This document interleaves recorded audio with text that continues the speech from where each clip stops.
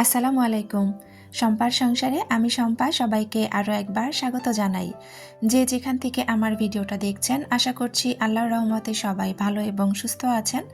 আলহামদুলিল্লাহ আমিও আমার পরিবার নিয়ে ভালো আছি।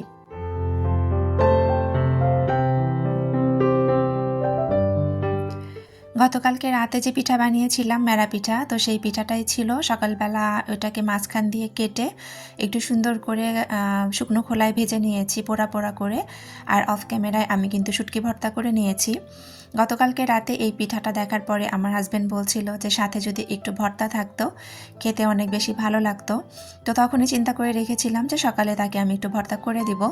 তো যেই কথা সেই কাজ, সকালে উঠেই কিন্তু আমি ভর্তাটা করে দিয়েছি। আর এই যে ভাপা পুলি পিঠা ছিল কিছু, তো এগুলো দিয়ে আজকে আমাদের সকালের নাস্তা।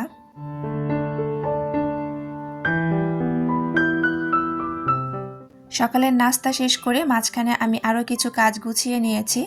আসলে সত্যি কথা বলতে 2-3 দিন ধরে আমার ছেলেটা একটু বেশি ডিস্টার্ব করছে। আমি গত ভিডিওতেও বলেছি, কেন জানি সে আমার একেবারে পিছু ছাড়ছে না, আর তাকে আমার অনেকটা বেশি সময় দিতে হচ্ছে, যার কারণে আমার কিন্তু অনেকগুলো কাজ আসলে জমেও যাচ্ছে, আর সময়ের মধ্যে আমি কোনো কাজ শেষ করতে পারছি না। তো কিছু করার নেই, বাচ্চার মায়েদের তো আসলে এভাবে করা ছাড়া কিছুই করার থাকে না, তো এভাবে করতে হবে।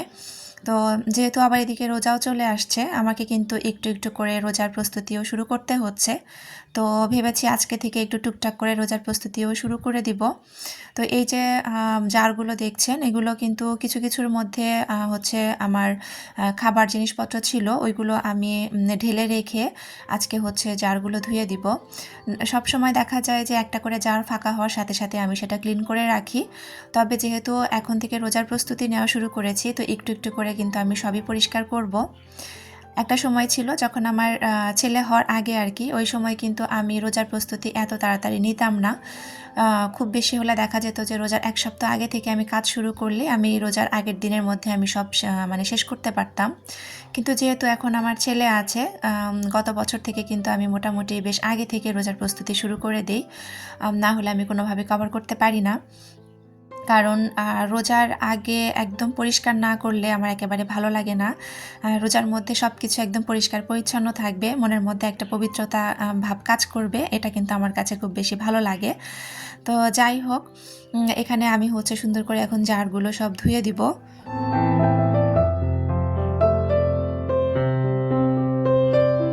তো জারগুলো পরিষ্কার করতে করতে আজকে কয়েকটা মিষ্টি আপুর কমেন্টস আমি পড়ে নিব। তো প্রথমেই হচ্ছে কমেন্টটা, যে কমেন্ট পড়ছি, আপুর নাম হচ্ছে লুবনার সংসার থেকে। লুবনা আপু আমাকে কমেন্ট করেছেন।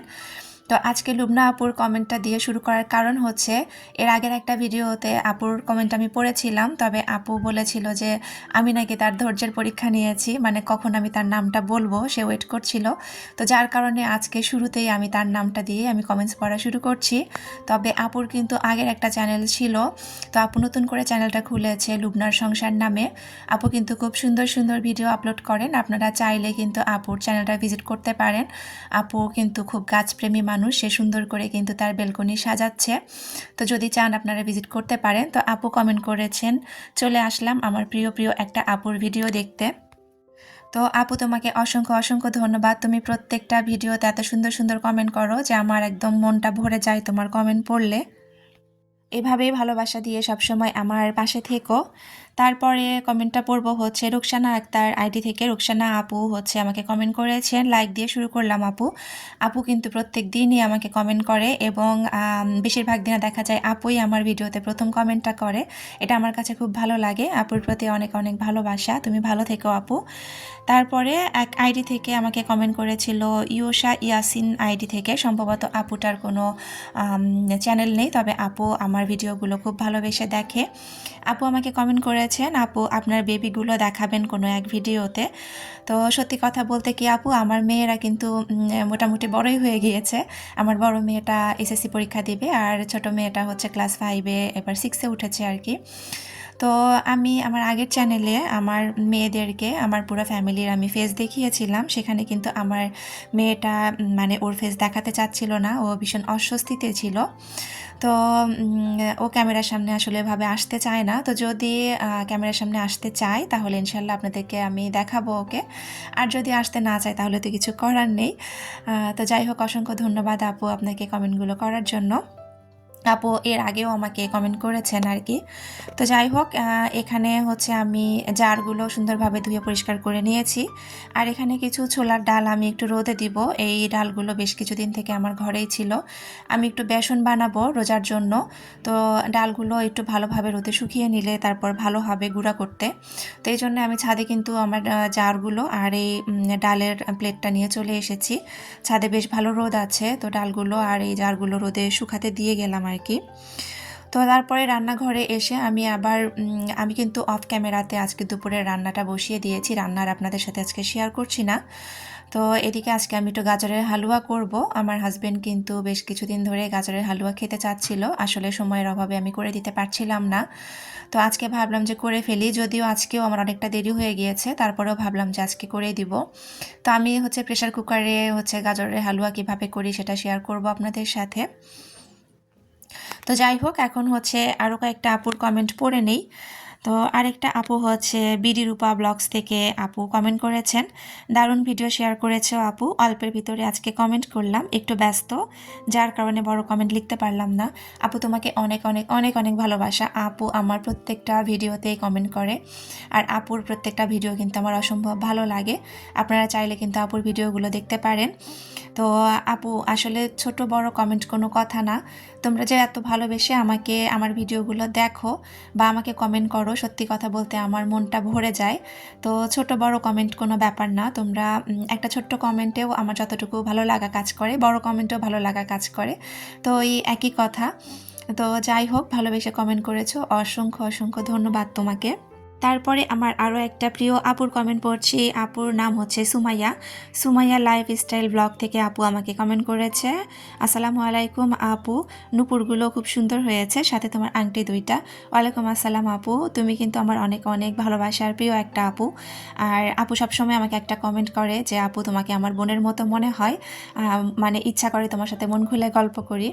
আসলে আপু এত বেশি আন্তরিক, আর আপুর ভিডিওগুলো দেখতে আমার কাছে অসম্ভব ভালো লাগে। আপু অনেক ভালো মনের মানুষ, সেটা ওর কথাতেই বোঝা যায়। তো আজকে আপুর কমেন্টটা আমি পড়লাম। এর আগের ভিডিওতে কিন্তু মানে যাদের কমেন্ট পড়েছিলাম আপুর কমেন্টটা আমার পড়া হয়েছিল না। তো আজকে আপু তোমার কমেন্টটা আমি পড়েছি, আশা করছি তোমার কাছে ভালো লাগবে, আর এইভাবে ভালোবেসে আমার সাথে থেকো।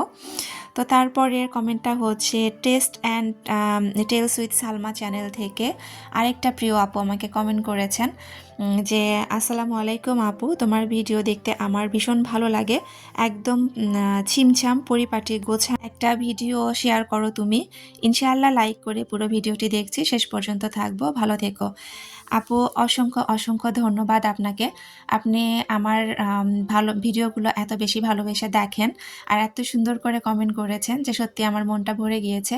তার চাইতেও বেশি ভালো লেগেছে আপনি যখন আপনার চ্যানেলে আমার চ্যানেলের নাম বলেছেন বা আমার কথা বলেছেন, আমি অনেক বেশি খুশি হয়েছি। সত্যি কথা বলতে আপু, আপনার কথাগুলোও শুনতে আমার অসম্ভব ভালো লাগে। আপনার জন্য আমার মন থেকে অনেক অনেক দোয়া আর ভালোবাসা।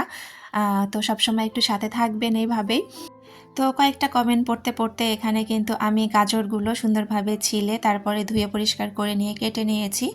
আর এখন আমি প্রেসার কুকারের মধ্যে গাজরটা সিদ্ধ বসিয়ে দিলাম।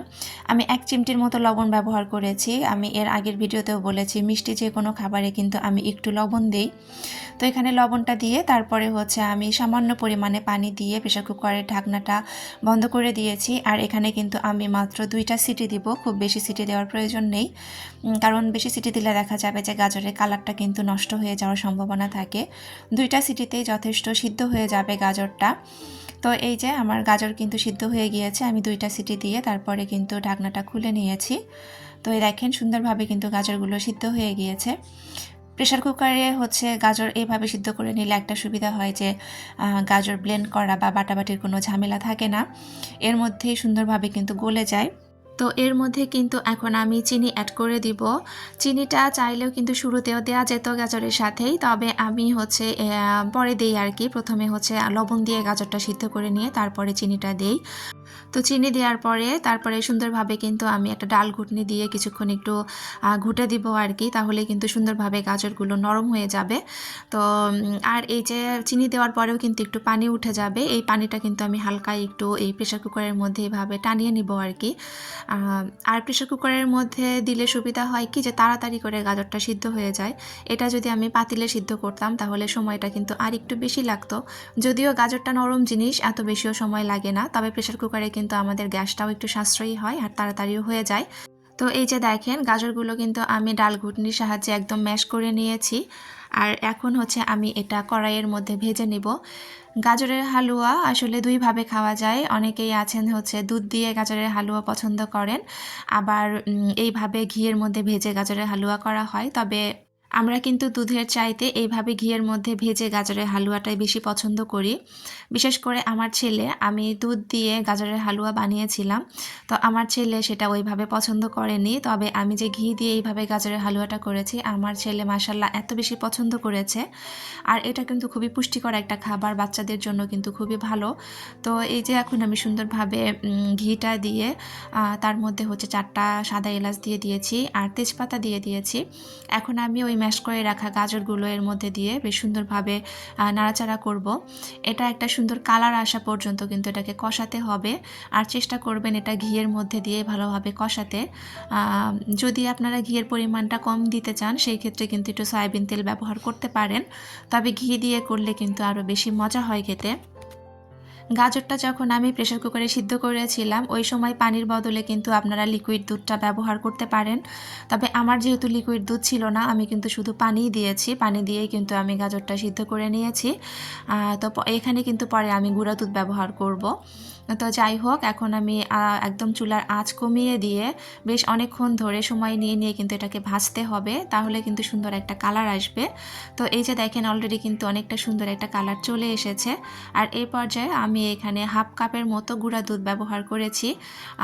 যদি লিকুইড দুধটা দেওয়া হতো তাহলে গুঁড়া দুধের পরিমাণটা আরেকটু কম দিলেও সমস্যা হতো না।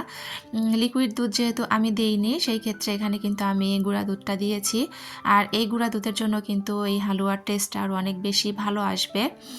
তবে হালুয়াতে কিন্তু আমি কোনো রকম বাদাম বা কিশমিশ এই টাইপের কোনো জিনিস ব্যবহার করিনি, কারণ আমার বাচ্চারা হালুয়া বলেন, সেমাই বলেন, এই জিনিসগুলোর মধ্যে এই বাদাম কিশমিশ এগুলো একেবারেই পছন্দ করে না, এই জন্য আমি দিতে পারি না। তো আপনারা চাইলে কিন্তু দিতে পারেন। আর এখানে একদম যখন গাজরের হালুয়াটা হয়ে যাবে ওই পর্যায়ে যেয়ে কিন্তু আমি আরেক চামচ আবার ঘি অ্যাড করে দিয়েছি একটা সুন্দর গন্ধের জন্য। তো এটা দিয়ে কিন্তু আমার হালুয়াটা হয়ে যাবে।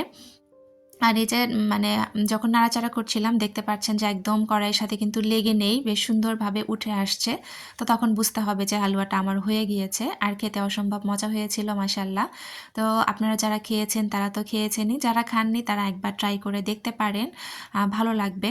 দোকানে যে সন্দেশ বা হচ্ছে পিঠার যে সাজগুলো কিনতে পাওয়া যায় ছোট ছোট, ওইগুলোতে ভরে কিন্তু সুন্দর একটা শেপ দেওয়া যায়, কিন্তু যেহেতু আমার কাছে ওই সাজগুলো নেই যার কারণে আমি কিন্তু আর ওইভাবে করতে পারিনি, এইভাবেই রেখে দিয়েছিলাম।